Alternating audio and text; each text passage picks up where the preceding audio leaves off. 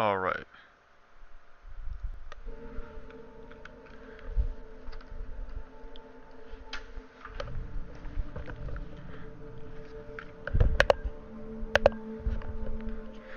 Okay, we're gonna end the game, or we're gonna start the last chapter. In one of my finer moments of self-deception, I swore to quit drinking.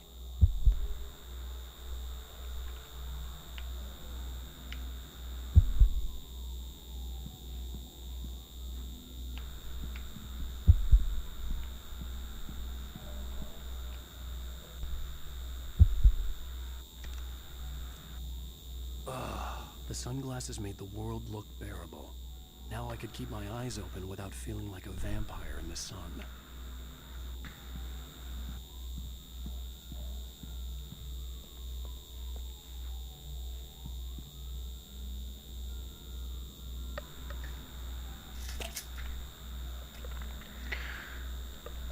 The pills worked fast. The prospect of being awake started to seem bearable again.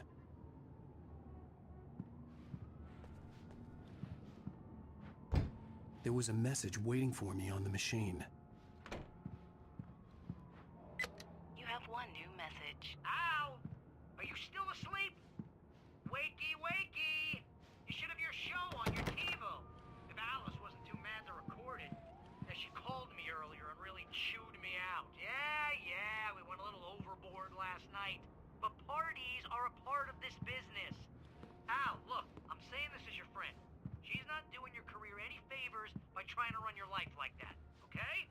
I'll talk to you later, Al. Watch the show!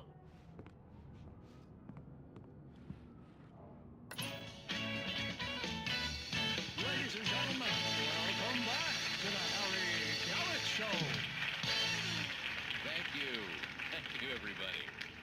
We have a great show tonight. I've been talking with the best-selling author Alan Wake about his new book, The Sudden Stop. Yeah, good read. Go buy it. No, it is a good read. Look, I'm gonna be honest here. Is that wise? No, but I'm gonna do it anyway. I got people who give me the lowdown on books. I'm a busy guy. But this one, I actually read from cover to cover. I mean, I'm a big fan. Wow, thanks. Now, this might be a spoiler for those who haven't read the book yet. Based on the sales figures, the 2 people out there who haven't read the book yet. But this last book is all about the death of the main character, the hard-boiled New York detective, Alex Casey. Now, there's been a lot of outrage about this. Why the hell did you kill Casey? What the hell were you thinking, man? Good riddance. No, seriously though. 7 years and 6 books is a long time. He was a gloomy guy to spend all your working hours with, and it was a good run. But it's time to explore new things. My next book will be a departure from the old for me. You selfish bastard, always thinking of yourself. Well, you've certainly given us a lot of entertainment over the years. And now that you mention it, Casey was a gloomy guy. Never had much luck with his love life with the ladies. Was that autobiographical in any way?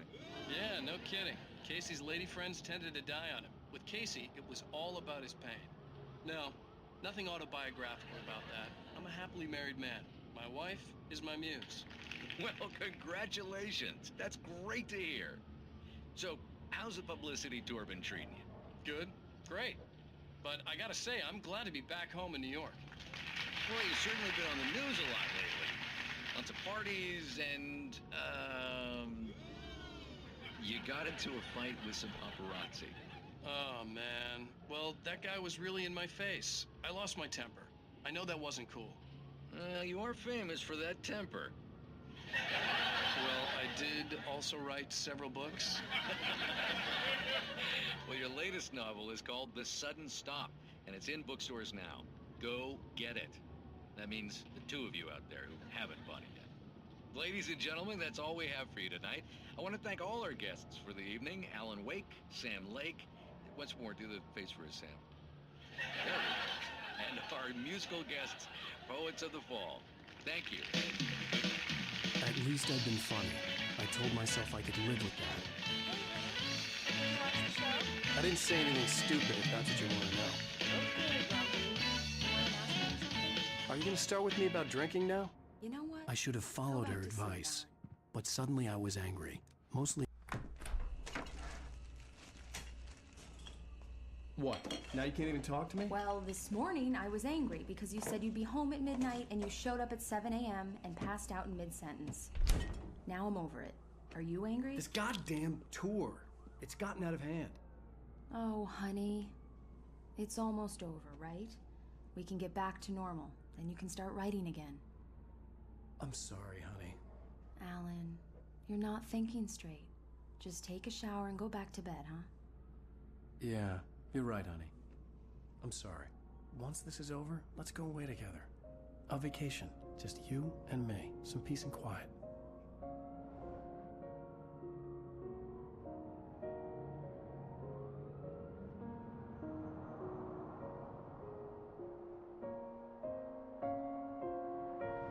Somehow, the clicker was the key to the cabin. I had to return to Cauldron Lake to save Alice.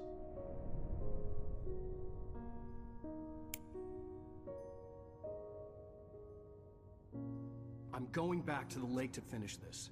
I'm going to write an ending to the story in the manuscript on my own terms, to make it all right. Why can't you just write it here? The last page is still in the typewriter. I need to read it first. Everything needs to be just right. Zane tried to cut some corners, and it didn't end well. Okay, ready when you are. I'm sorry, Sarah, but I need to do this alone. Barry, take her gun. Miss Weaver, close the door when I leave.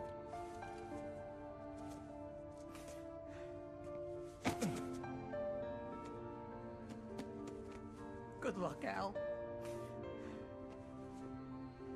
See you later.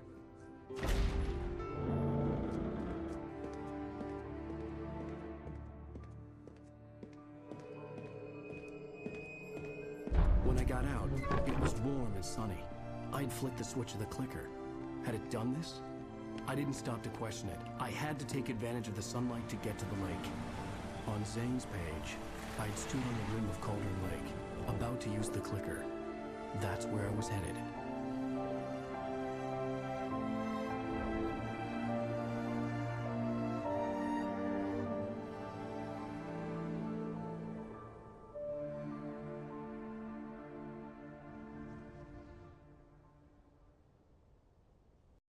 Alone, in daylight, surrounded by the beauty of the Pacific Northwest landscape. It was hard not to let doubt creep in one last time. I could still chalk everything up to a dream, a delusion. I had enough imagination to make up something like this. Having been in the cabin all this time, trapped in a story inside my head, gone mad from grief over Alice's death like Hartman had claimed, there would be no way of knowing. I told myself it didn't really matter. My course was set.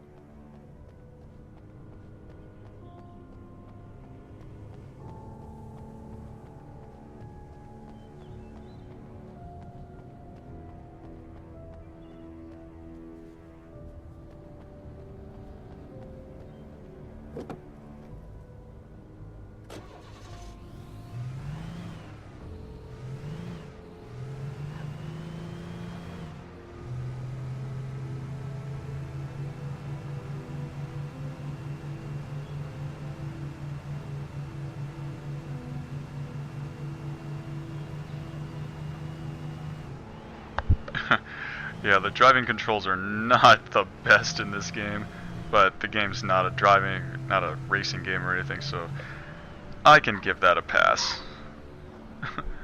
But yeah, the cars and stuff drive like shit. Oop, let's get some items over here.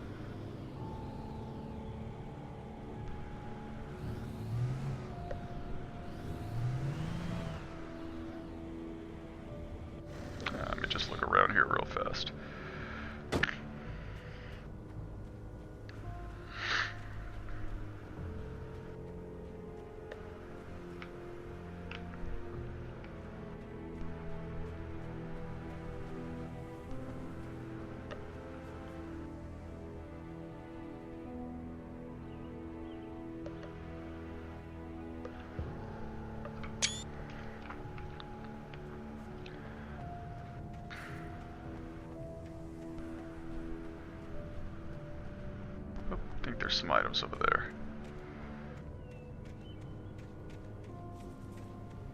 Yep. Ooh, hell yeah.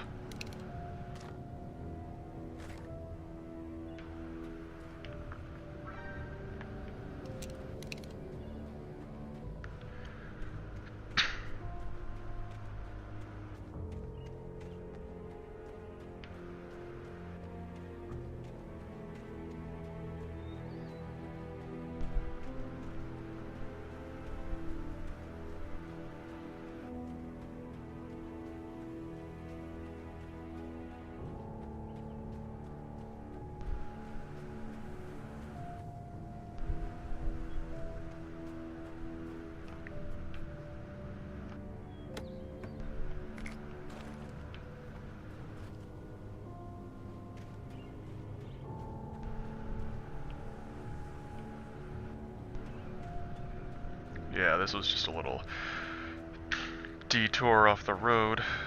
Stock up on some supplies.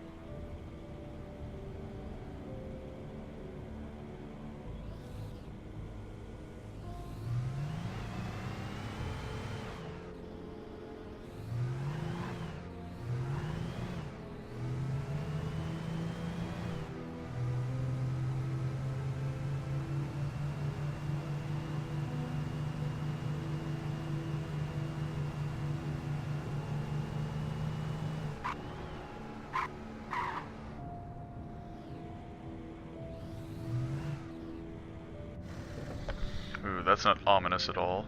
The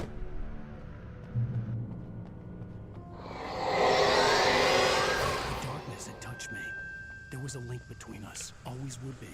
I could feel its presence again, getting closer.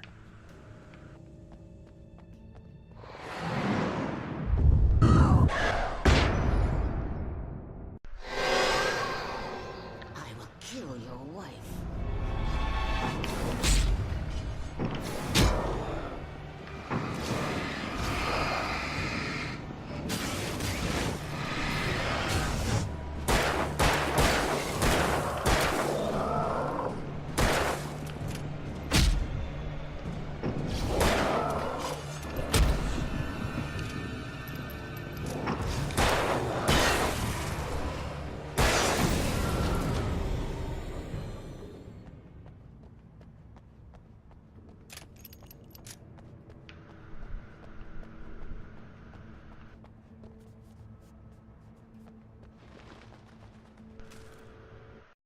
The Dark Presence was no longer trying to capture the Rider so he could create the ending it wanted.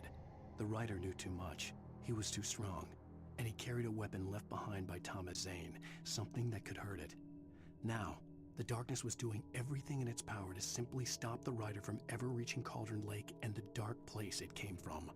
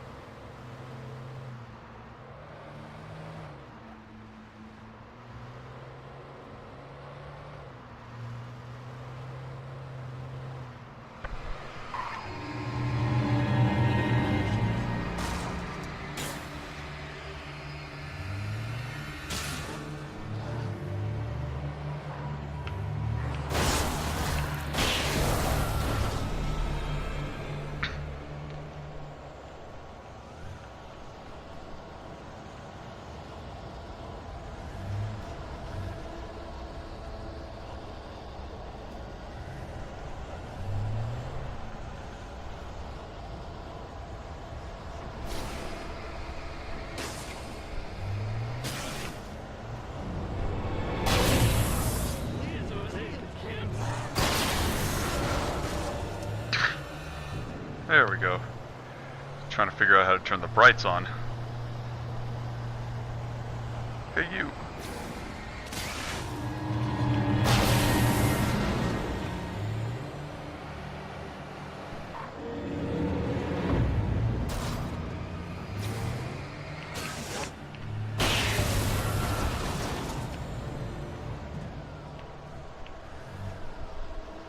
I don't think there's any items over there.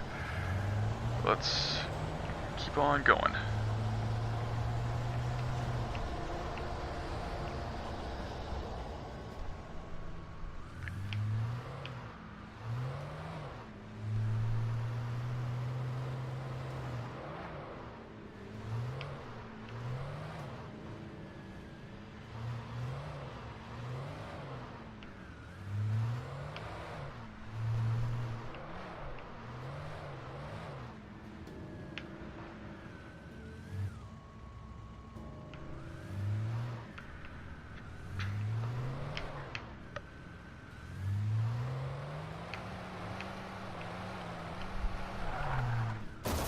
Whew, that was... Way to go.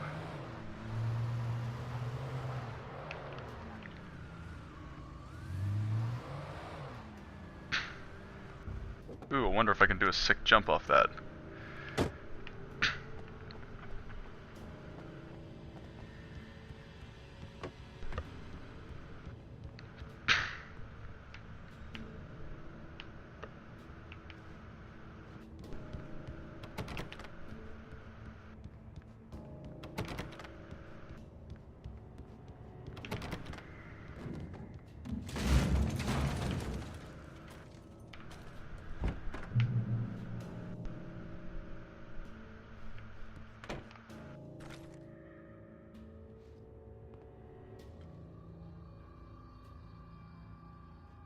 This had obviously been the room where Agent Nightingale had stayed when he hadn't been busy harassing me.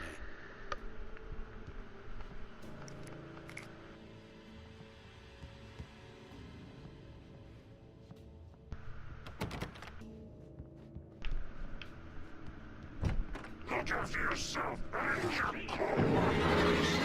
Could have fooled me, pal.